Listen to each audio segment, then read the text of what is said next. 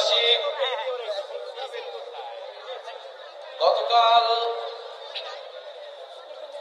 হামলা করে যারা ভেবেছিল পদযাত্রা শেষ হয়ে যাবে,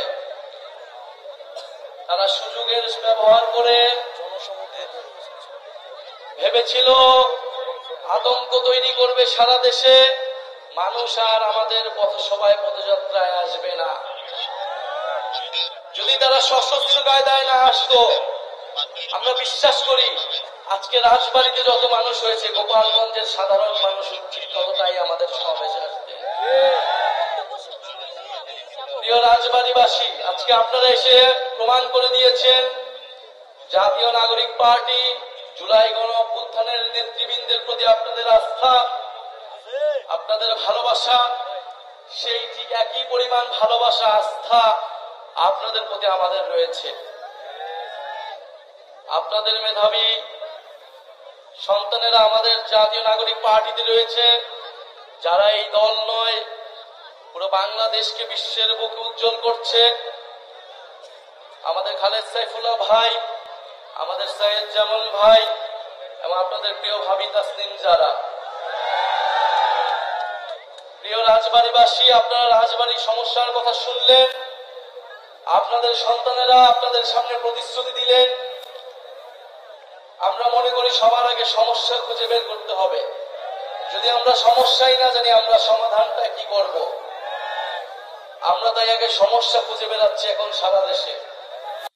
এই পদযাত্রার অন্যতম প্রধান উদ্দেশ্য জেলায় জেলায়, এলাকায় এলাকায় আপনাদের সমস্যাগুলো শোনা, আপনাদের সমস্যাগুলোকে আইডেন্টিফাই করা, আপনাদের সমস্যার সমাধানের রাজনীতি আমরা করতে চাই।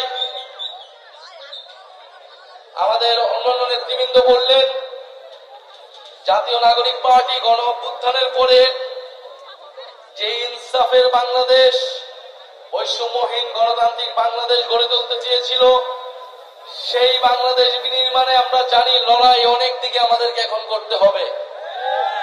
লড়াই কেবল একদিকে নয়, আমরা সেটার জন্য প্রস্তুত আছি।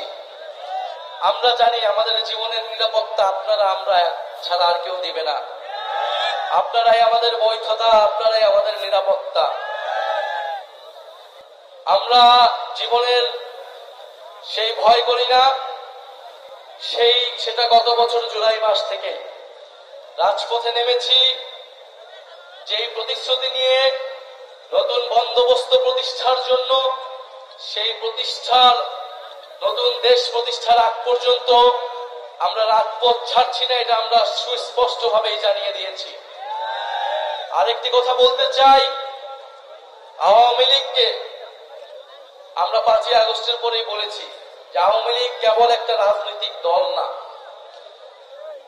এটা তো একটা সন্ত্রাসী সংগঠন অবশ্যই, কিন্তু তার থেকেও বড় বিষয় এটা একটা ফ্যাসিস্ট মতাদর্শ। এই আদর্শকেও পরাস্ত করতে হবে। শুধু আইনি ভাবে, সাময়িক ভাবে নিষিদ্ধ করে আমরা আওয়ামী লীগের মোকাবেলা করতে পারবো না।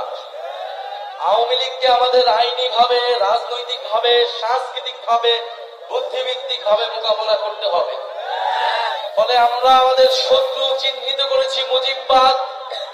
এই মুজিববাদী আদর্শ আওয়ামী লীগের গোড়া, বাংলাদেশকে বিভাজিত করেছে, বাংলাদেশের মানুষদেরকে হত্যা করেছে, গুম খুন সবকিছু জায়েজ করেছে এই মুজিববাদী আদর্শের মাধ্যমে। আমরা এটাও বলেছি মুজিববাদ আর মুক্তিযুদ্ধ কিন্তু এক জিনিস না।